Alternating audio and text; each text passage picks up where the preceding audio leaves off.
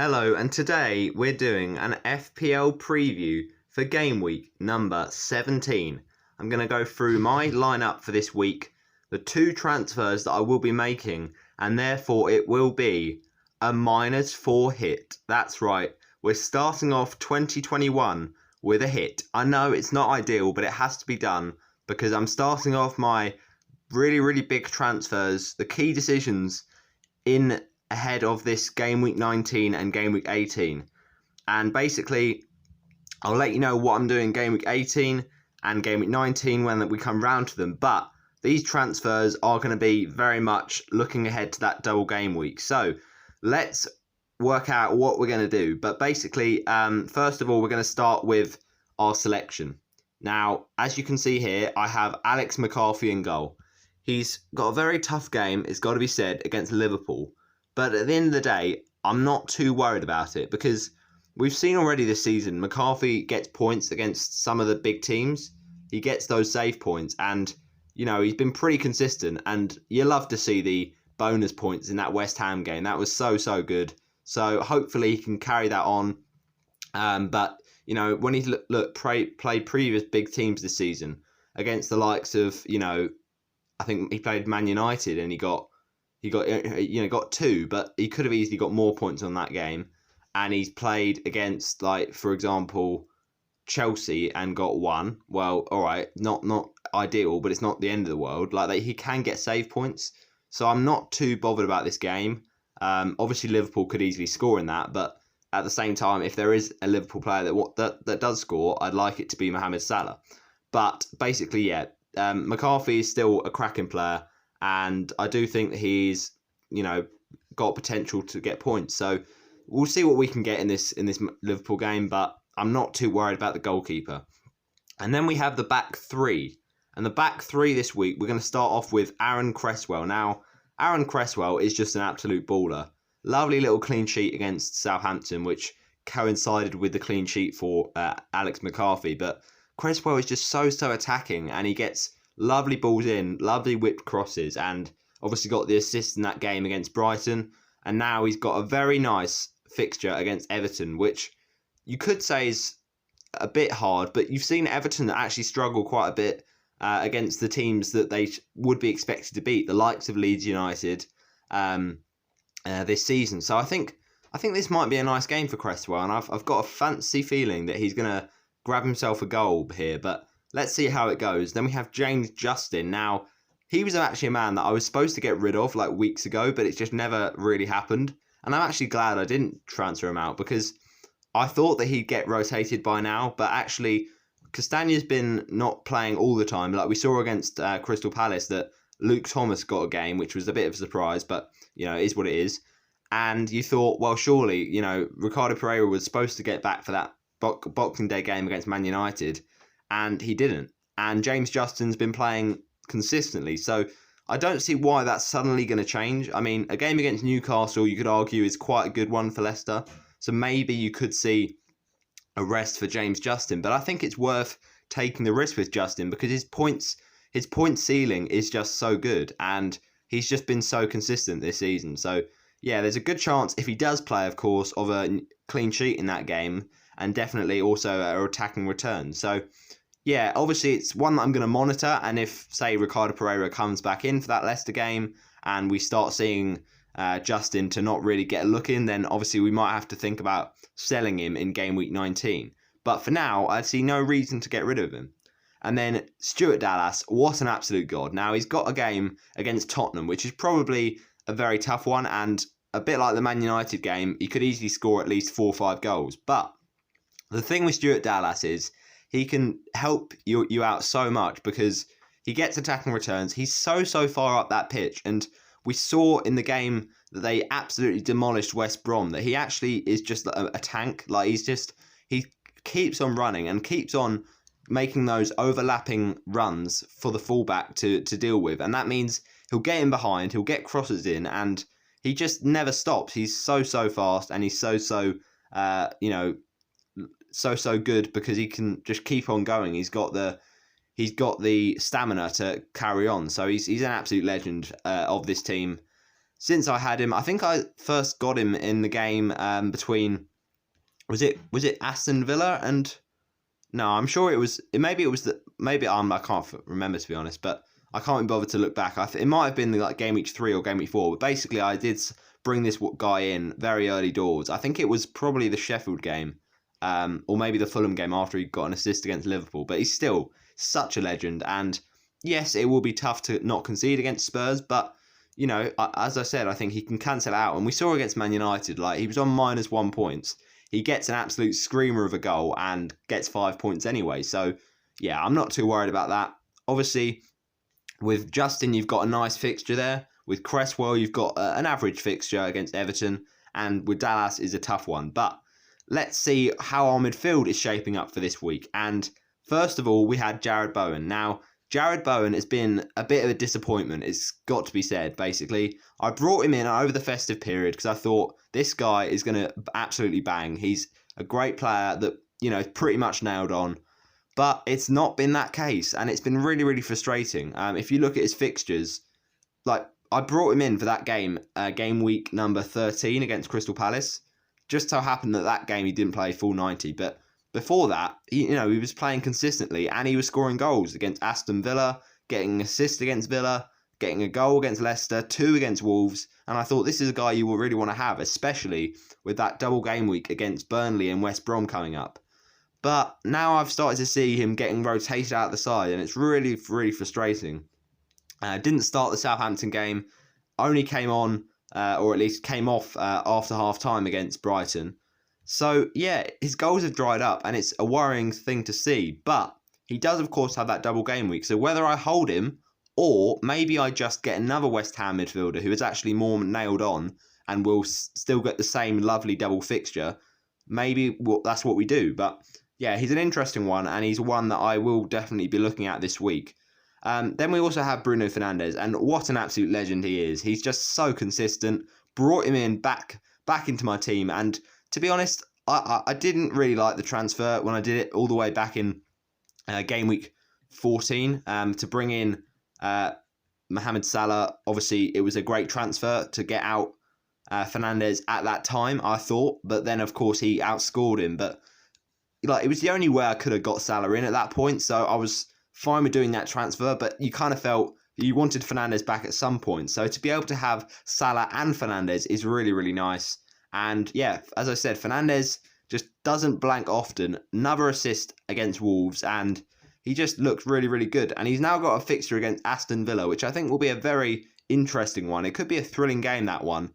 But then after that, look at those fixtures. Yes, you say Liverpool's a tough one, but it's still a double game week.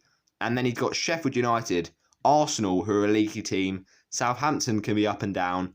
Everton can be up and down. And then you've got West Brom and Newcastle. I mean, those are some lovely, lovely fixtures. So I'm probably going to hold Fernandes for as long as I can do. Regarding him, I just don't think I need to get him out unless he's got a massive injury. Then we have Heung-min Son. And it's a really tough one this week because one of the people that I'm going to bring in is a very, very good captaincy option. But the other captaincy option is Heung-min Son. He's playing Leeds in a game where I think basically this game against Southampton might get replicated here. I think Leeds could play a high line. I mean, I've got Stuart Dallas, so it's a bit, contradictory. But I think both Son and Dallas could get attacking returns. Like, if Son scores 4 and Spurs win 7-0, yes, it won't be ideal for Dallas, but Dallas could still get a goal on his day. So I'm not too fussed about that. But with Heung-min Son, like the Southampton game, he can just score goals in a frenzy. And as I said, with the attacking way that Leeds play, it will leave so many spaces, in my opinion, in behind for the deadly duo of Kane and Son to shine, really. And we've seen this season Kane being more of a provider for Son. So hopefully Son can get some goals in this game, but he's definitely a good option.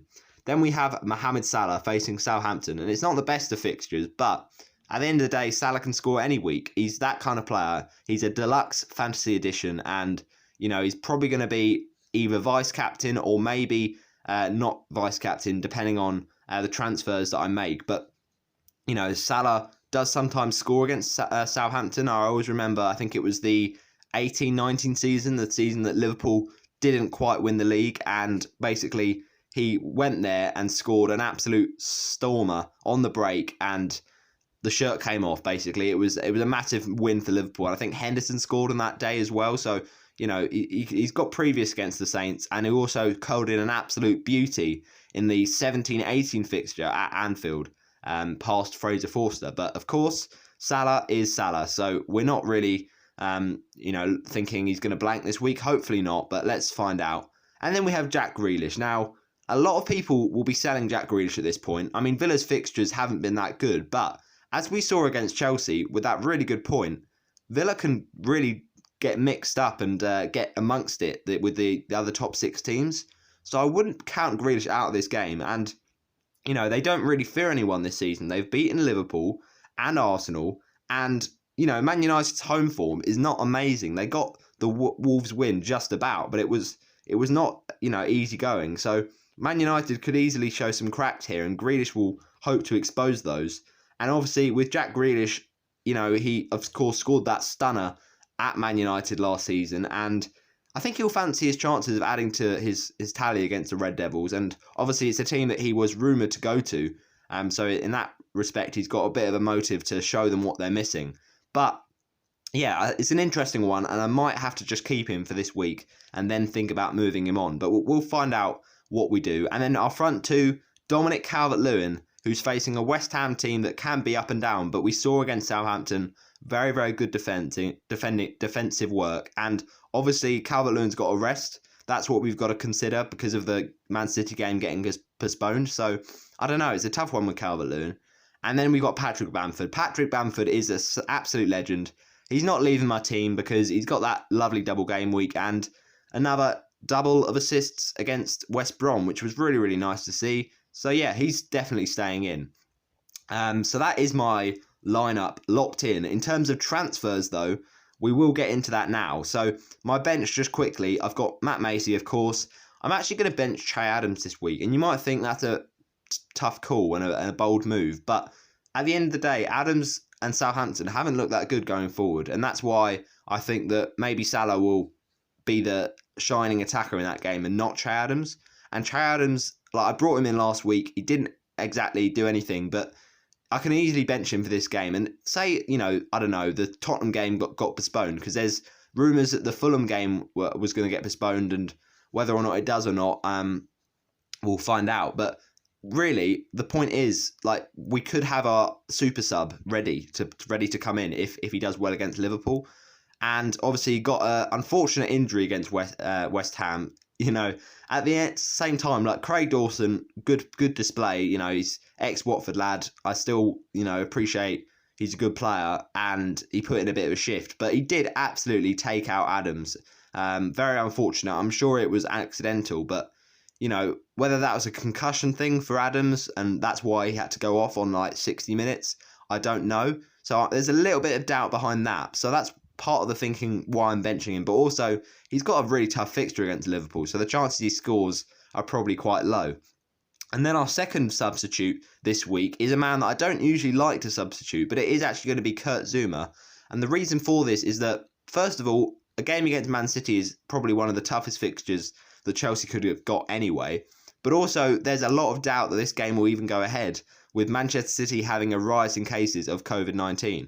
So yeah, I'm probably just going to bench him, see what happens, and we'll just go from there, really.